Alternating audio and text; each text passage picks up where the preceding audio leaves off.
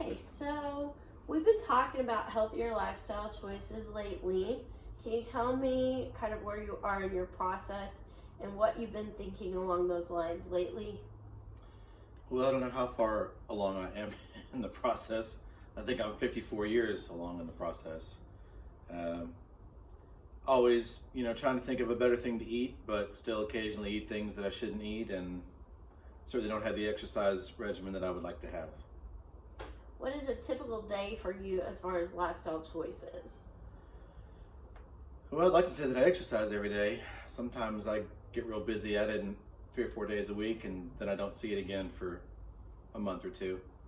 Um, Cereal and coffee in the morning, and I scrounge around for lunch, and we usually go out for dinner.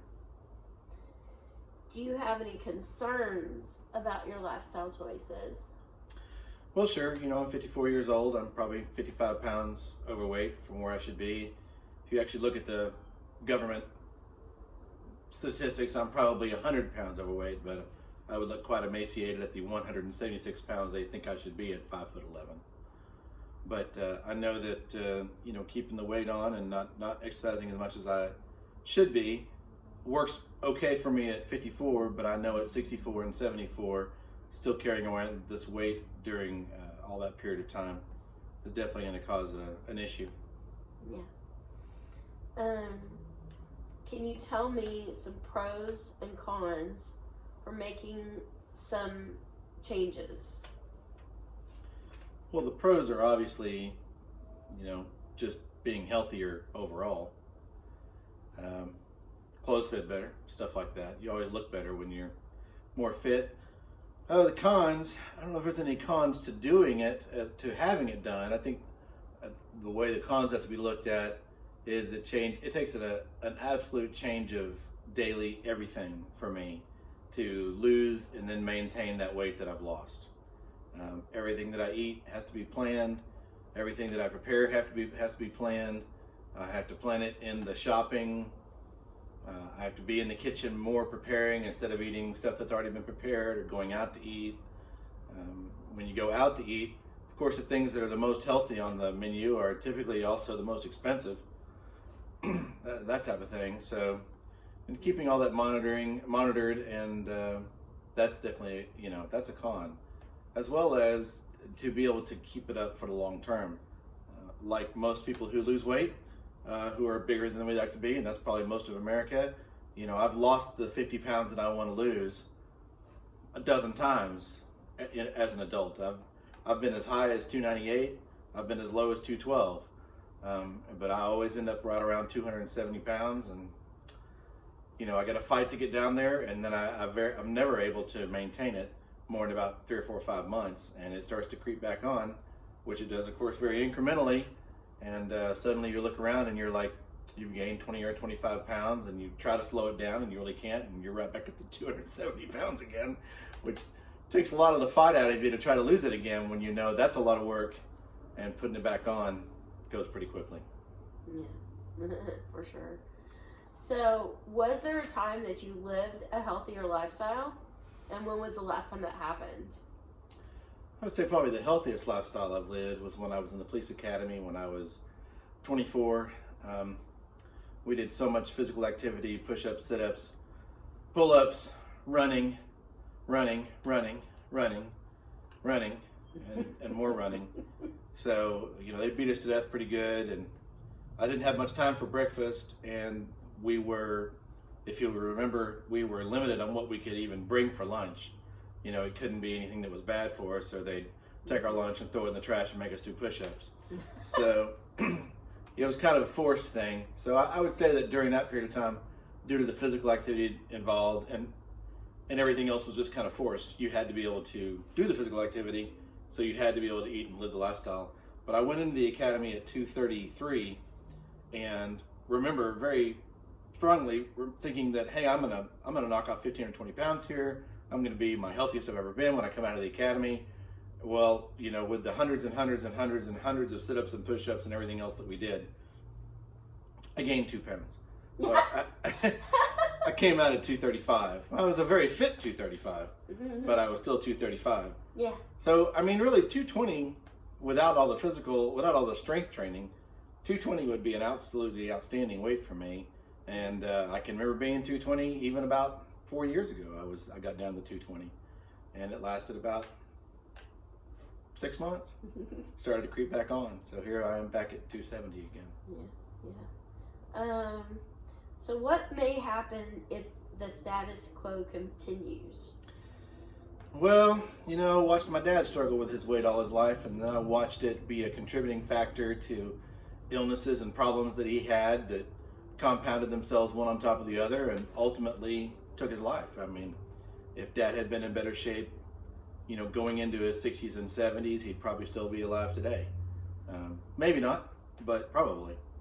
But he never put a priority on it, and when his knees gave him problems and this gave him problems and the heart gave him problems, a lot of that I think can be connected in one shape or one form or another to the physical shape that he had decided to be in, and he never exercised his entire life. If you were 100% successful in making the changes you want, what would be different? It wouldn't be so hard to get up off the ground when I'm working on my cars. Yep. That'd definitely be, that'd be a change.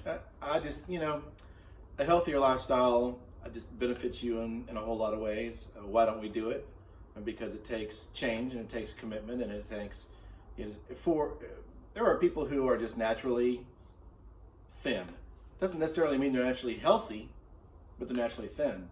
And I know a lot of thin guys that anything they want to eat all these years, they've eaten it.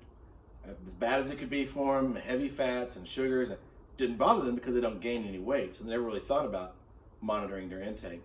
Well, I've been overweight most of my life, and I've monitored my intake. I eat better than any of these guys do, yet I'm still big. So I plan on outliving them. But definitely being lighter would be easier on my knees, easier on my hips, easier on my back, easier on my arms. Really, getting up and down off the ground because I work on cars, all the time. And, I think you just feel better overall. You feel better about yourself too because you look good in the clothes you choose. And well, I'm not trying to impress anybody. I'm already married to an incredible woman, so I don't want the women chasing me. I don't want to look too good. How would you like your lifestyle choices to look 5 years from now? Well, better than 5 years ago? I don't know what a good question is. I think that's asked and answered. We all want to eat better. We all want to take care of better ourselves. And now, we have 2 grandkids, 2 and 4, and I'd like to be around to see them finish school and get married and go off and do all that stuff before I croak. Do you have any guiding values that apply to your lifestyle choices? Well, it's easy to say you have guiding values, much easier than to follow them. Knowing you, I would say maybe something biblical. Well, I think we should take better care of ourselves, although it's improperly used. The body is a temple, I don't think God intends for us to run around and be fat and lethargic and everything else. These days I can still work and do everything that I enjoy doing. But if I stay real heavy and I start having the problems that come with that heaviness, eventually I won't be able to do it. And I think Dad, who died at 78, he stopped really being able to work on his cars right around 71 or 72. Well, 71 or 72 is 17 years away. Yeah. And that's fast. All right. Does making a change help realize an important goal or value or interfere with it?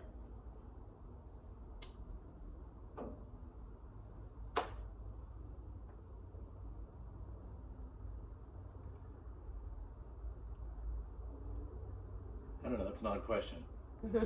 Obviously, making a change for the better is going to uphold better goals and better values and whatnot.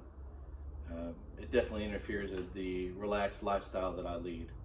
Since I've retired from real work and just work here out of the house, I stay up till 1 or 2 or 3 o'clock in the morning sometimes, and I sleep in till 9 or 10. And normally I'm in bed by 11:30 and up by 7 or so. And I'm not in a real rush to get things done. I don't have to stay real organized. That's the whole thing. I'm organized out here in the shop, but I don't have to stay organized, in other portions of my life. And to make it a genuine change, not only would I have to have that organization, but my spouse would have to have that organization, because I don't think there's any way that I could do it and keep it maintained if it just wasn't the standard in the household. Yeah. We can't have chips and go out to eat and stuff like that all the time and me maintain a weight when my weight is very difficult to maintain. All right. Thank you. Well, it was so much fun talking about myself. All right. Reflection.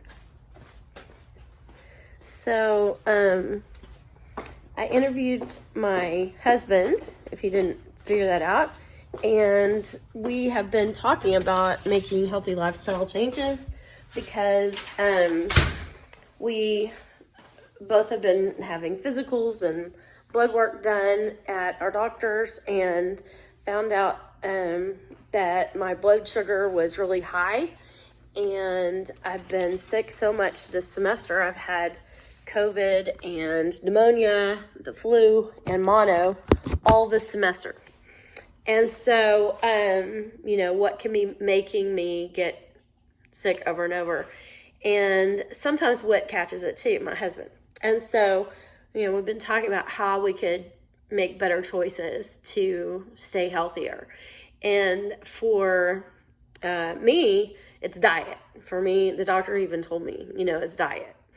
For my husband, it's very important to him that he exercise. And so that's kind of more his thing.